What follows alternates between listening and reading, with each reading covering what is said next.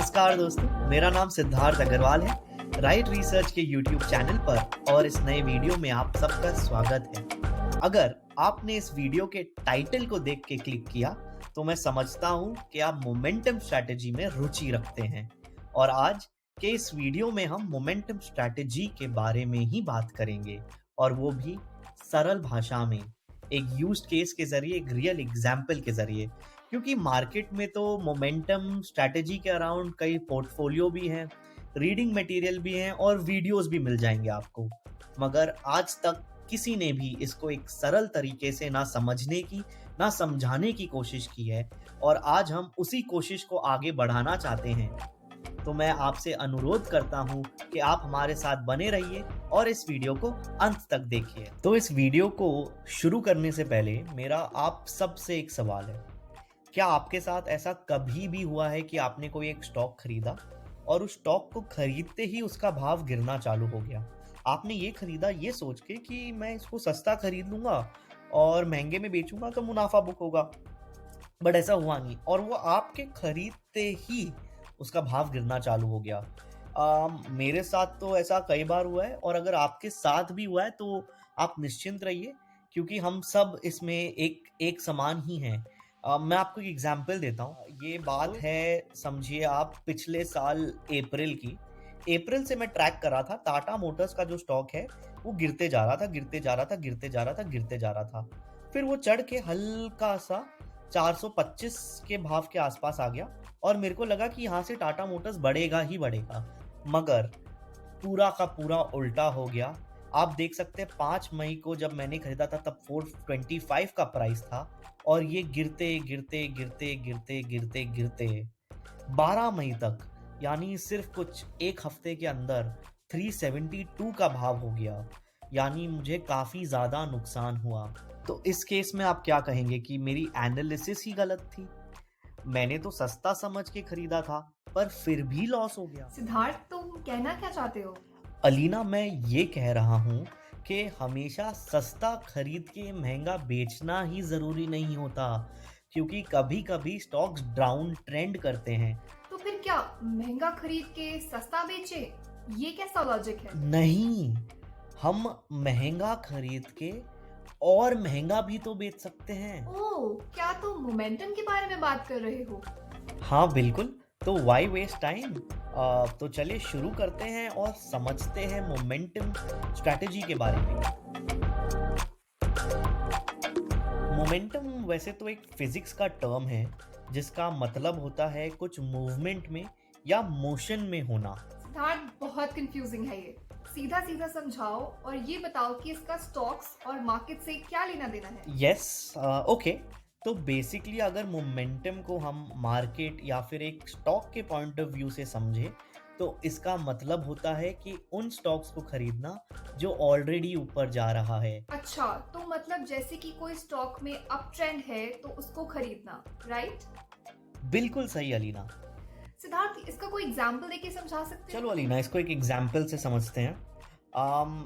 Just imagine कि अगर किसी ने या मैंने इनफैक्ट टाटा मोटर्स का शेयर इस टाइम पे देखा होता, राइट, जहाँ पे ये एक अप ट्रेंड दिखा रहा था, लगभग 300 रुपए से 350 के भाव पे गया था शेयर।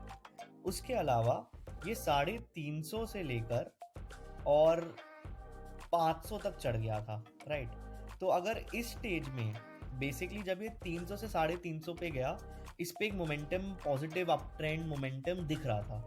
लेकिन अगर हम अपना ट्रेडिशनल सोच को लेके चलते, हमको लगता कि अरे शेयर का भाव 300 से 350 चले गया, ये तो बहुत महंगा हो गया, अब तो यहाँ से गिरेगा, ये तो बहुत महंगा लग रहा है, इतना महंगा कौन खरीदेगा।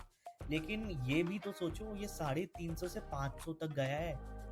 ये क्लियर एक मोमेंटम का ट्रेंड है, ये क्लियरली एक अप ट्रेंड है। वाह, ये तो काफी सही है, मगर ये मालूम कैसे पड़ेगा? मेरा मतलब है कि हम कैसे पता करें कि कोई स्टॉक मोमेंटम में है या नहीं? मोमेंटम को आइडेंटिफाई करने के लिए हमें पहले ये समझना जरूरी है कि एक स्टॉक का प्राइस बढ़ता क्यों है। इसका जवाब सिंपल है। जब इन्वेस्टर्स एक स्टॉक को खरीदना शुरू करते हैं, यानी उसका डिमांड बढ़ता है, उसका प्राइस बढ़ना शुरू हो जाता है। तो मोमेंटम को आइडेंटिफाई करने का सिंपल तरीका होता है कि एक स्टॉक के बाइंग वॉल्यूम को एनालाइज किया जाए और उसके सेलिंग वॉल्यूम से कंपेयर किया जाए। तो अगर स्टॉक में बाइंग वॉल्यूम ज्यादा है तो इसका मतलब ये है कि उसका प्राइस तो बढ़ता जा रहा है। हाँ बिल्कुल, हमें यही तो पकड़ना है। और याद रखना कि मोमेंटम स्ट्रैटेजी में बाय हाई और सेल हायर का कॉन्सेप्ट होता है।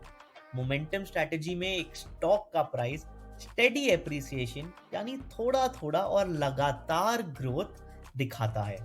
ये स्टेडी अप्रिसिएशन एक एग्जांपल से समझा सकते हो? चलिए अलीना, इसको एक एग्जाम्पल से समझते हैं कि स्टेडी ग्रोथ क्या रहता है। तो जैसे आपके सामने जो ग्राफ है, हम इसको कंपेयर कर रहे थे 2021 के पीरियड में, जब स्मॉल कैप और मिड कैप आईटी स्टॉक्स ने बहुत अच्छा और स्टेडी ग्रोथ दिखाया था। और इसका रीज़न मेनली ये था कि जो इन्वेस्टर्स थे उस समय, उनका उनका जो इंटरेस्ट था इन पर्टिकुलर सेक्टर और स्टॉक्स पे, बाइंग का इंटरेस्ट काफ़ी हाई था। और ये मैं मेंशन करना चाहूँगा कि पर्सिस्टेंट सिस्टम्स एंड माइंडट्री दोनों ही राइट मोमेंटम का हिस्सा थे एक वक्त पर। और इन्होंने हमारे जो इन्वेस्टर्स थे मोमेंटम में, उनको काफ़ी अच्छा रिटर्न दिया था, right.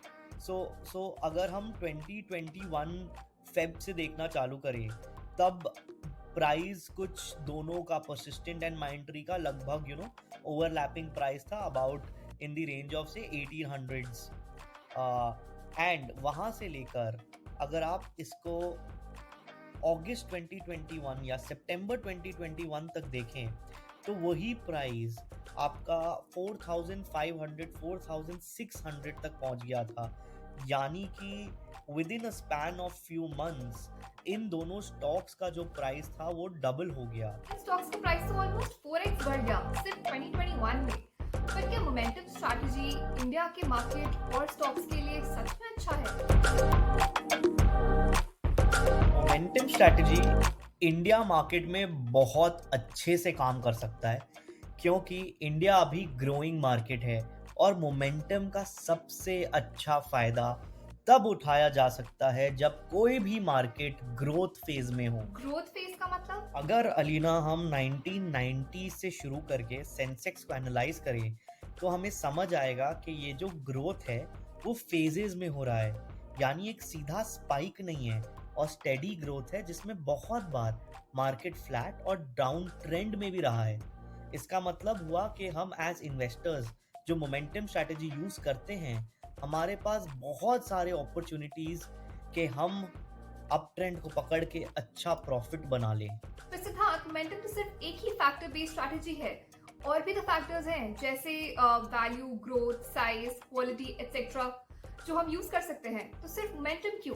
Point taken Alina, but ये एक प्रूवन फैक्ट है कि in comparison to all the factor based strategies, momentum ने हमेशा आउट परफॉर्म किया है, और ये आपको आपके स्क्रीन पे भी दिख रहा है। तो अब बताओ, एज इन्वेस्टर्स हम उस स्ट्रैटेजी पे पैसा लगाएं जिसने हमेशा आउट परफॉर्म किया हो, या फिर बाकी सब पे? हाँ, समझ में आ गया कि मोमेंटम ही बेस्ट है।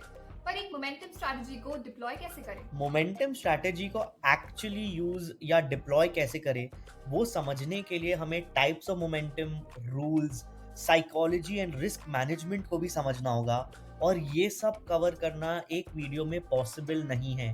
तो इस वीडियो में सिर्फ बेसिक्स को समझते हैं, और आगे की बात नेक्स्ट वीडियो में करेंगे। आपको मोमेंटम के ऊपर बेसिक वीडियो अच्छा लगा। अगर आपके कोई भी डाउट्स हैं तो प्लीज उन्हें कमेंट सेक्शन में जरूर लिखिएगा, हम सारे कमेंट्स का रिप्लाई करेंगे। नेक्स्ट वीडियो में हम मोमेंटम स्ट्रैटेजी का यूज डिटेल में समझाएंगे। तब तक के लिए आप राइट रिसर्च का राइट मोमेंटम को सब्सक्राइब कर सकते हैं। हमने ये स्ट्रैटेजी को मोमेंटम के फैक्टर के अराउंड एनालाइज करके और बैक टेस्ट करके बनाया है।